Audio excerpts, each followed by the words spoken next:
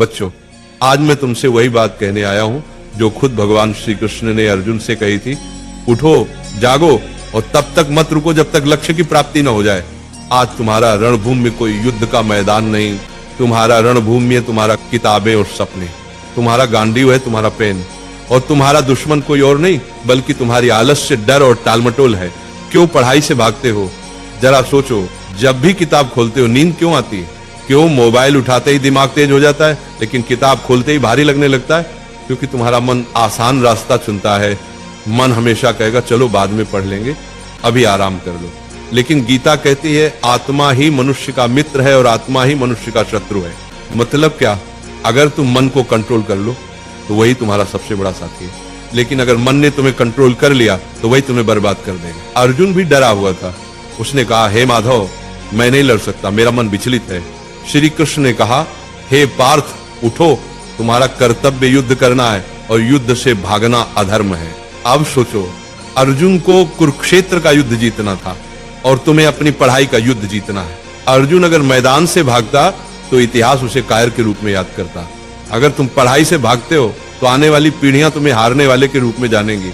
गीता का सबसे बड़ा संदेश है कर्म करो, फल की चिंता मत करो। आज अगर तुम 5 घंटे पढ़ते हो तो तुरंत रिजल्ट नहीं दिखेगा, लेकिन ये मत सोचो कि मेहनत बेकार जा रही है।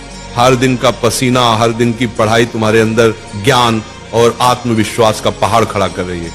फल अपने समय पर आएगा और जब आएगा तो दुनिया तुम्हारे कदम चूमेगी।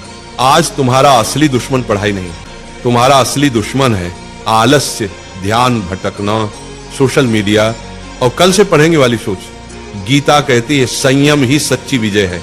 अगर तुम अपने दिमाग को मोबाइल से हटाकर किताबों पर टिकाना सीख गए तो तुम वही विद्यार्थी बन जाओगे जिसे देखकर लोग कहेंगे ये लड़का भगवान की दी हुई मिसाल है। याद रखो, अर्जुन ने युद्ध इसलिए जीता क्योंकि श्री कृष्ण उसके साथ थे। तुम्हारे पास भी श्री कृष्ण है, तुम्हारे गुरु, तुम्हारी किताबें और तुम्हारा विश्वास। जब भी थक जाओ ये मंत्र याद करो, उठो अर्जुन, पढ़ाई तुम्हारा धर्म है, पढ़ाई तुम्हारा कर्म है। तुम्हारा धर्म अभी सिर्फ एक है, पढ़ाई।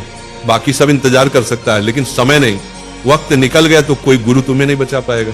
अर्जुन ने मैदान में खड़े होकर कहा था, हे माधव, अब मैं तैयार हूं, अब मैं अपने धर्म का पालन करूंगा।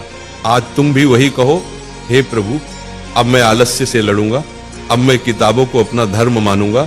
आज से तुम पढ़ाई से भागोगे नहीं, आज से तुम किताब को दुश्मन नहीं बल्कि सबसे बड़ा मित्र मानोगे। आज से तुम वही विद्यार्थी बनोगे जिसे देखकर माँ बाप की आंखें गर्व से भर जाएंगी। याद रखना, पढ़ाई ही तुम्हारा युद्ध है, मेहनत ही तुम्हारी गीता है और सफलता ही तुम्हारी विजयश्री है। और एक बात नाम जाप किया करो, राधा राधा। 24 घंटा में सिर्फ मुझे 24 मिनट देकर देखो, फिर तुम कहना